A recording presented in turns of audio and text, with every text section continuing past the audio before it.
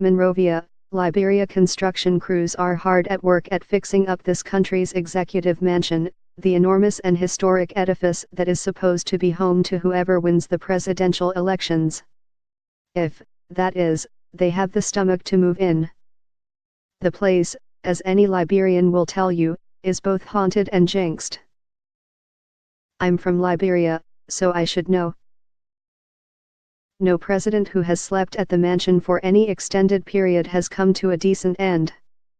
Spirits are said to roam the hallways, while the applause of ghosts can be heard late at night, as if clapping at the end of a speech.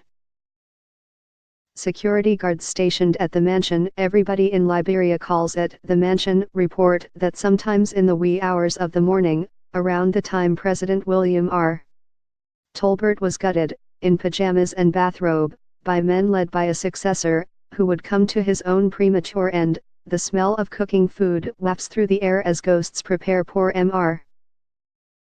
Tolbert's last meal.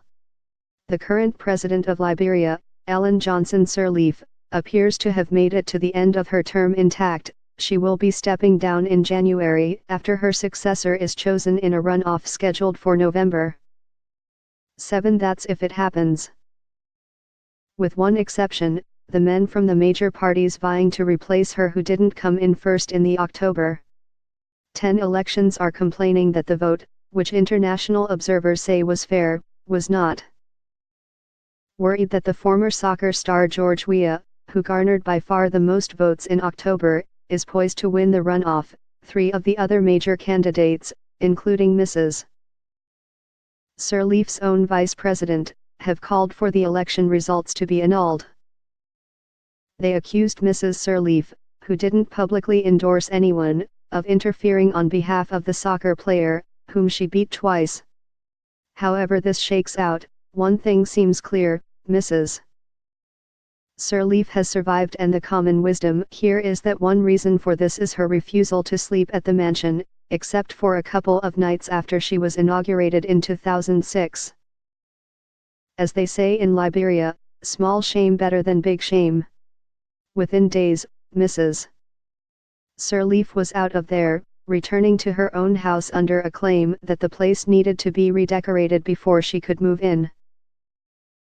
Close friends and associates of Mrs. Sirleaf say she was appalled at what met her when she arrived at the building. In the master bedroom that housed her predecessors, the windows had been painted black. Ditto for the windows in the small family dining room. The long creepy hallway where Mr. Tolbert was killed was, well, still long and creepy. The walls of the master bathroom were all mirrors. A circular sitting room, the floor below the residential quarters, was stained with blood on the walls and the carpet. And the ceiling of what was supposed to be Mrs. Sirleaf's office was painted with angels with the somber countenance of Jesus Christ, just over where her desk was supposed to be. When Mrs. Sirleaf asked that the angels and Jesus be removed, superstitious workers refused. With all of the rumors of dark magic that was believed to have gone on in the building, they weren't about to take Jesus off the ceiling. Mrs.